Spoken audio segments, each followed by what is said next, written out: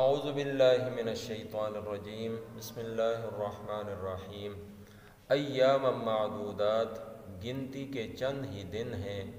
فمن کانا پھر جو کوئی ہو منکم تم میں سے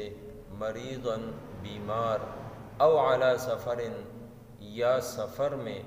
فعدتن تو وہ گنتی کو پورا کر لے من ایام اخر اور دنوں میں وعلی الذین اور ان لوگوں پر یطیقونہ جو اس کی طاقت رکھنے والے ہیں فدیتن فدیہ ہے طعام مسکین ایک مسکین کو کھانا دیں فمن تطوع خیرا پھر جو شخص نیکی میں سبقت کرے فہو خیر لہ وہ اسی کے لیے بہتر ہے وَأَن تَصُومُوا اور یہ کہ تم روزے رکھو خیر لکم بہتر ہے تمہارے لیے ان کنتم تعلمون اگر تم جانتے ہو۔ سورہ بقرہ کی آیت نمبر 184 ہے۔ گزشتہ آیت میں اللہ جل جلالہ نے روزے کی فرضیت کا حکم ارشاد فرمایا اور ساتھ میں یہ بھی فرمایا کہ یہ صرف اس امت کی تخصیص نہیں بلکہ گزشتہ سب امتوں پر روزہ کسی نہ کسی شکل میں فرض کیا گیا تھا۔ اور روزے کا مقصد کیا ہے؟ بڑا مقصد تقوی کا حصول ہے کہ انسان متقی اور پرہیزگار بن جائے، اللہ تعالیٰ کی نافرمانی سے بچنے والا بن جائے اور دل اس کا نیکی کی طرف، خیر کی طرف راغب ہو جائے۔ اب اس آیت میں جو پہلے دو الفاظ ہیں ایام معدودات، وہاں پر جب روزے کی فرضیت کا حکم آیا تو دل میں ایک سوال پیدا ہوتا ہے کہ کتنے روزے رکھنے ہوں گے، سال کے کتنے مہینے ہوں گے، کتنے ایام ہوں گے۔ تو ان وساوس کو دور کرنے کے لیے اور حوصلہ بڑھانے کے لیے اللہ تعالیٰ نے یہ الفاظ ارشاد فرمائے ایام معدودات، وہ تو چند دن ہیں، چند گنتی کے دن ہیں جن کو انگلیوں کے اوپر آپ گن سکتے ہیں۔ حوصلہ بڑھانے کے بعد پھر مزید اللہ رب العزت نے رخصت کا اعلان فرمایا کہ اب یہ ہر ایک شخص پر نہیں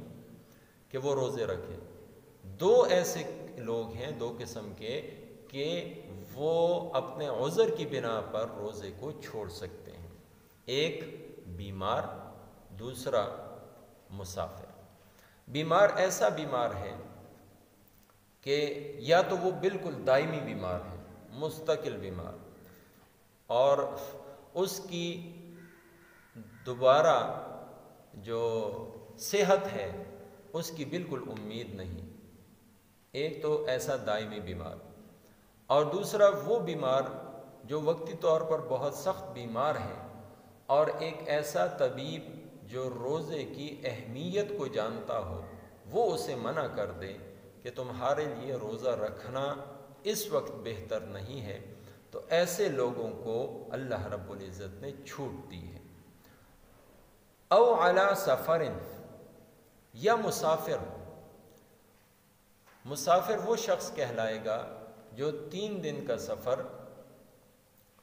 پیدل، جو 3 دن متوسط طور پر چلنے والا ایک آدمی ہو تو وہ طے کرے، یا اس کی جو مسافت متعین کی گئی ہے وہ 48 میل، جو آج کل کے حساب سے تقریباً 77.6 کلومیٹر بنتی ہے۔ تو جو شخص اتنا سفر کر چکا ہو یا کر رہا ہو اور اپنے مقام سے، وطن سے نکل چکا ہو، اس کی حدود سے نکل چکا ہو، تو ایسا شخص اب مسافر ہے۔ اس کے لیے اللہ رب العزت نے حکم دیا فعدۃ من ایام اخر، یعنی مریض اپنے مرض سے صحت یاب ہو گیا اور مسافر اپنے وطن کو پہنچ گیا، تو اب یہ اس گنتی کو پورا کر لیں کہ جتنے روزے حالت مرض میں یا حالت سفر میں ان سے رہ گئے تھے ان کی قضا یہ لوٹا لیں۔ پھر اس کے بعد ایک اور چھوٹ اللہ رب العزت نے ابتدائی طور پر وہ مسلمان جو روزے رکھنے میں دشواری اور مشقت کا سامنا کر رہے تھے، اور ان لوگوں کی ایک قسم کی دلجوئی کے لیے ان کو ایک خاص رخصت دی، یا ان کا ذہن بنانے کے لیے، طبیعت کو مائل کرنے کے لیے اللہ تعالیٰ نے ایک چھوٹ اس وقت کے ابتدائی مسلمانوں کو یہ بھی دی تھی کہ وہ لوگ جو طاقت رکھتے ہیں روزہ رکھ سکتے ہیں، نہ تو بیمار ہیں نہ مسافر ہیں، لیکن چونکہ عادت نہیں ہے تو اس لیے روزہ ان کے لیے گراں ہے، تو ایسے لوگوں کے لیے اللہ تعالیٰ نے چھوٹ یہ دے دی کہ فدیہ دے دے، ایک مسکین کو 2 وقت کا کھانا دے دے۔ اس کی مقدار نصف سا گندم ہے، جو تقریباً 2 کلو آج کل کے حساب سے بنتی ہے، اور بعض حضرات نے احتیاطاً 2.25 کلو بھی لکھی ہے، تو 2 کلو گندم یا اس کی قیمت یہ 1 روزے کا فدیہ ہے۔ تو اس وقت کے لوگوں کے لیے یہ تھا کہ باوجود استطاعت رکھنے کے جو لوگ روزہ چھوڑنا چاہیں وہ اتنا فدیہ دے دیں تو یہ ان کی طرف سے روزے کا بدلہ ہوگا۔ فمن تطوع خیرا فهو خیر اللہ، پھر اس کے ساتھ مزید ترغیب دی ہے کہ اگر وہ نصف سا جو گندم ہے تو اس میں زیادہ اگر دینا چاہیں، ایک مسکین کی بجائے کئی مسکینوں کو ایک روزے کے بدلے میں کھلا پلا دے، فَهُوَ خَيْرٌ لَهُ، تو ظاہر ہے اللہ کے ہاں یہ اس کے لیے قرب اور نزدیکت کا سبب بنے گا، یہ اس کے لیے بہتر ہے آخرت کے اعتبار سے۔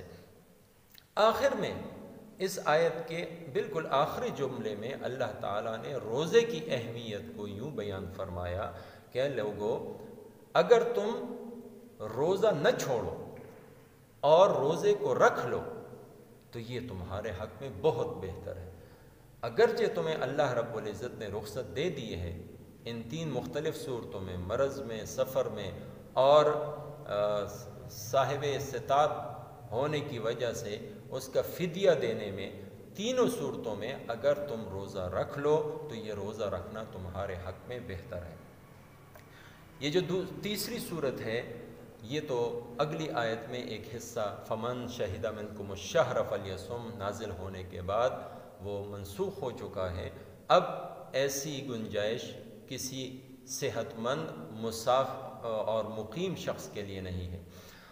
یعنی ہر حال میں اب روزہ رکھنا ہوگا۔ اس کا جو فدیہ ہے یہ صرف اس شخص کے لیے اب جائز ہے جو دائمی بیمار ہے، یا ایسا شخص کہ جو شیخ فانی ہے، یعنی بہت بوڑھا ہو چکا ہے اور بڑھاپے کی وجہ سے اب برداشت ہی نہیں ہے کہ وہ روزہ رکھ سکے، یا پھر مریض ہے اور مرض میں شدت اور اضافے کا سبب بن سکتا ہے تو وہ روزہ چھوڑ سکتا ہے، اور مسافر ہے تو سفر کی تکلیف اور مشقت سے بچنے کے لیے وہ روزہ چھوڑ سکتا ہے، لیکن ان دونوں کو قضا کرنی ہوگی۔ اور ایسا دائمی مریض اور ایسا شخص جو شیخ فانی ہے یعنی بہت بوڑھا ہے، تو ان دونوں کے لیے اب بھی چھوٹ ہے کہ ان کے روزے کے بدلے میں فدیہ دے دیا جائے، یعنی ہر روزے کے بدلے ایک مسکین کو 2 وقت کا کھانا یا 2 کلو گندم یا اس کی قیمت دے دی جائے۔ تو یہ وہ چند ایک مسائل ہیں روزے کے جو اس آیت کریمہ میں بیان ہوئے ہیں۔ اور اس میں ایک بات یاد رکھیں کہ ایسا مریض جو وقتی طور پر بہت شدید بیماری کی وجہ سے روزہ نہیں رکھ سکا، یا ایسا مریض کہ اس کی صحت کی امید نہیں تھی اور اس کا فدیہ دے دیا گیا، تو ایسا شخص جب بھی صحت یاب ہوا تو اگرچہ وہ فدیہ دے چکا لیکن اس کے باوجود وہ ان روزوں کی قضا لوٹائے گا۔ اللہ تعالیٰ مجھے آپ کو سب مسلمانوں کو رمضان المبارک کی بہترین انداز میں قدر کرنے کی توفیق عطا فرمائے۔ وما توفیقی الا باللہ۔ ایام معدودات، گنتی کے چند ہی دن ہیں۔ فمن کان منکم مریضا، لیکن تم میں سے جو شخص بیمار ہو او علی سفر یا سفر میں ہو فعدۃ من ایام اخر تو وہ اور دنوں میں گنتی کو پورا کر لے وعلی الذین یطیقونہ اور اس کی طاقت رکھنے والے فدیۃ فدیے میں طعام مسکین ایک مسکین کو کھانا دے فمن تطوع خیرا پھر جو شخص نیکی میں سبقت کرے فہو خیر لہ وہ اسی کے لیے بہتر ہے وان تصوموا خیر لکم